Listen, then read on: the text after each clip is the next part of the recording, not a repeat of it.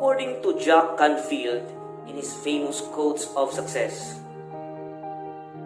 by taking the time to stop and appreciate who you are and what you've achieved, and perhaps learn through your mistakes, stumbles, and losses, you can actually enhance everything about you.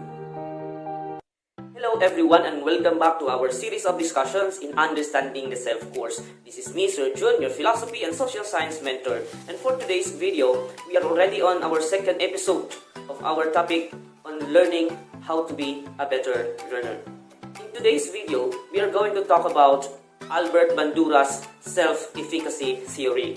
So are you excited to learn something new today? Are you excited also to learn something about success? You want to become a successful person someday? Then maybe this video can help you achieve your goals in life. Keep on watching this video, and these thoughts, these ideas of Albert Bandura might help you how to be the best person that you want to be in the future.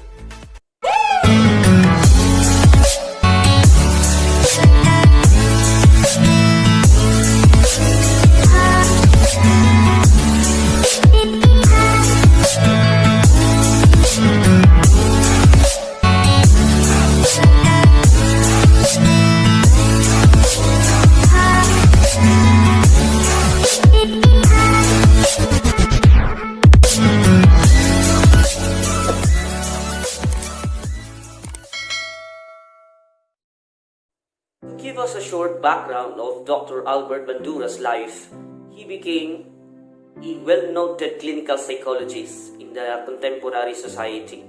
He was one of the presidents of the American Psychological Association and was famous in his theory of the social learning theory and the social cognitive theory. Albert Bandura's self-efficacy theory was based on the principal assumption that psychological procedures serve as means of creating and strengthening expectations of personal efficacy. So this theory differentiates between expectations of efficacy and response outcome expectancies. So what do you mean by outcome expectancy? So when we say outcome expectancy, this is a person's estimate that a given behavior or action will lead him or her to a certain outcomes. So this is definitely in the simple words by saying that our action will lead us towards a certain outcome. That's the outcome expectancy. On the other hand, the efficacy expectation is the conviction that one can successfully execute the behavior that is required to produce the outcomes. So this is the belief of the person that we can do it. We can execute the actions. This is something like our determination that we can execute the particular or appropriate behavior that will lead us towards our certain outcome or goal in the end. These two things are different really, because we might expect something from our behavior as outcome, but sometimes we lack the motivation, we lack the inspiration, and sometimes we doubt our own ability, our own capacity in executing the particular action that leads us towards our goal.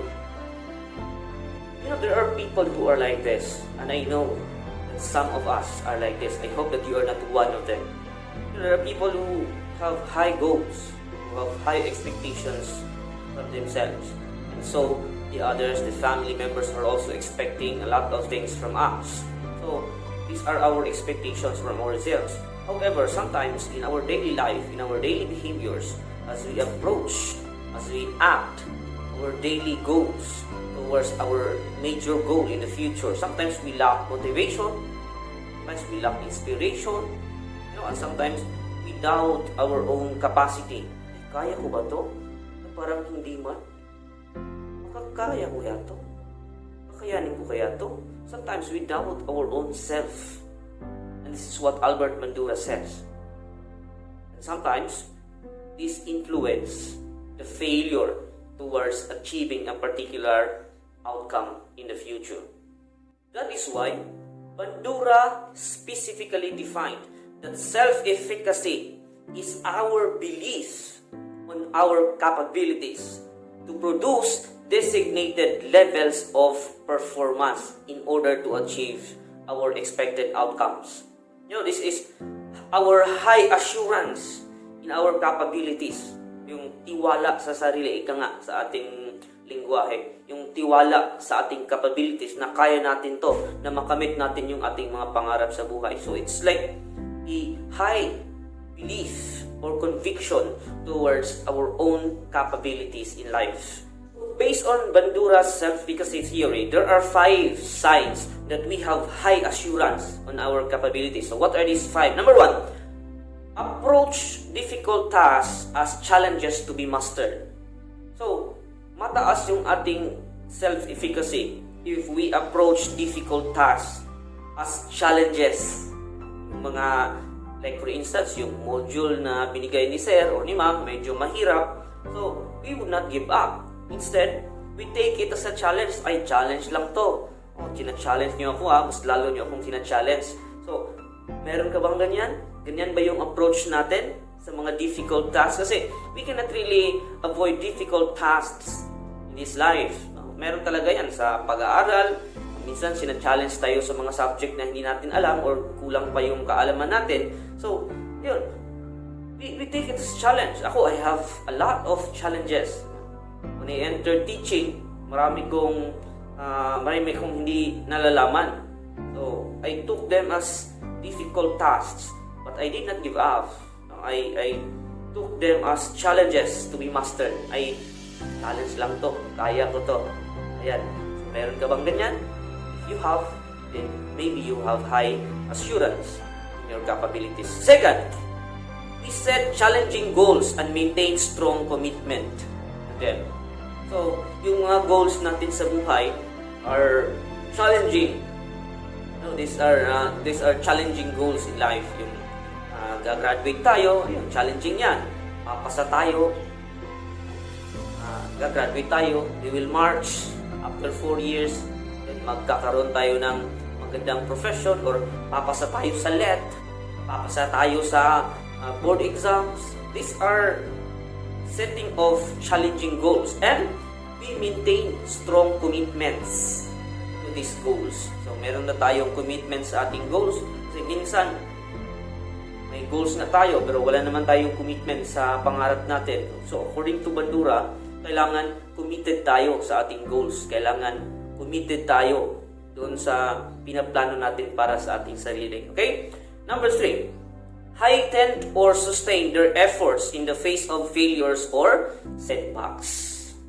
So, normal talaga yung failures. Normal talaga yung setbacks sa buhay. Nagkakamali tayo, we commit mistakes.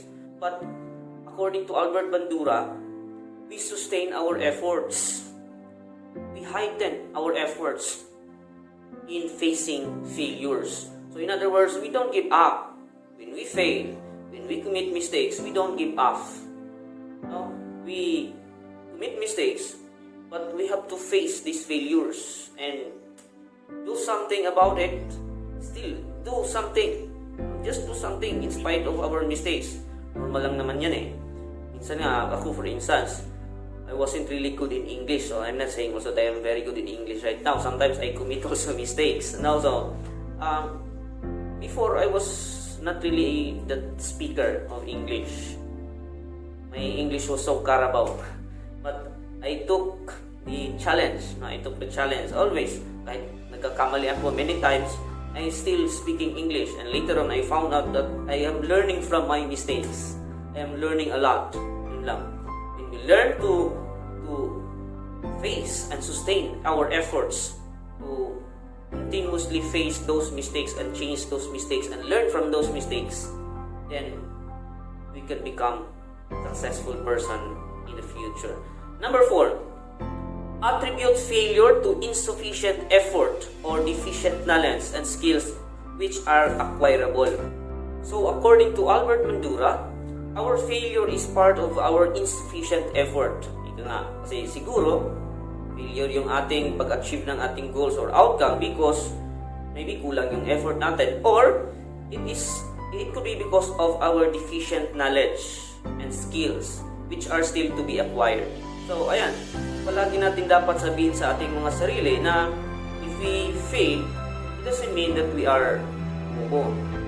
It doesn't mean na wala tayo, lose me ka, or you are nothing. No, do not tell it to yourself.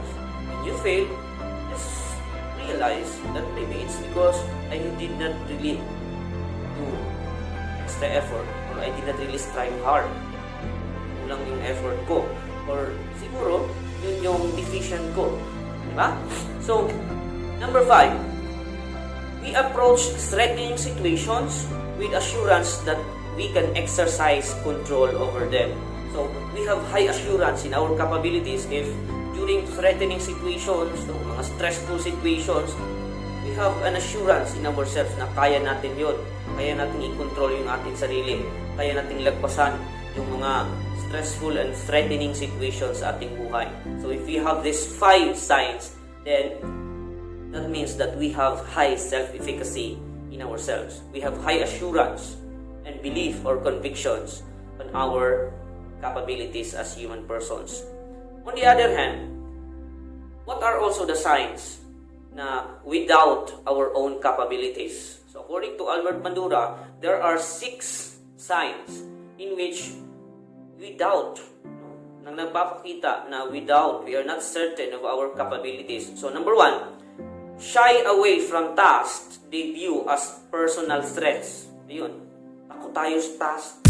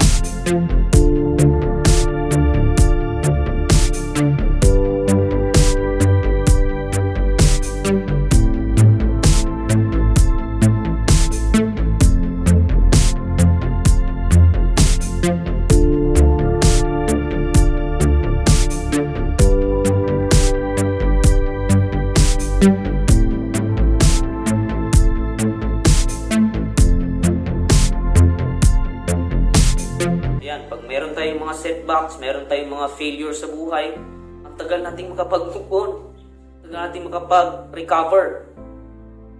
Minsan, madali tayong ma-stress sa ating mga failures at setbacks. So, pag ganyan yung signs, that means that we doubt our capabilities, mababa yung yung self-efficacy sa ating mga sarili. Are we like this? I hope that you are not one of this. Number 6 is fall easily victim to stress and depression. Ayun talaga. You are a kind of person who doubt your own capabilities or mababa yung self-efficacy mo if you fall easily to stress and particularly depression. Madali ba tayo ma-depress? Kunting problema lang, kunting setbacks lang or failure sa buhay, stress tayo agad. Ayan.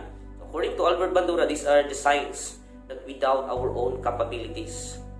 Therefore, it is very clear that based on Bandura's self-efficacy theory, then we can achieve our goals if we have high assurance, we have high convictions towards our own capabilities. We can set goals, yes, and we have to set goals. We have to be committed to our goals.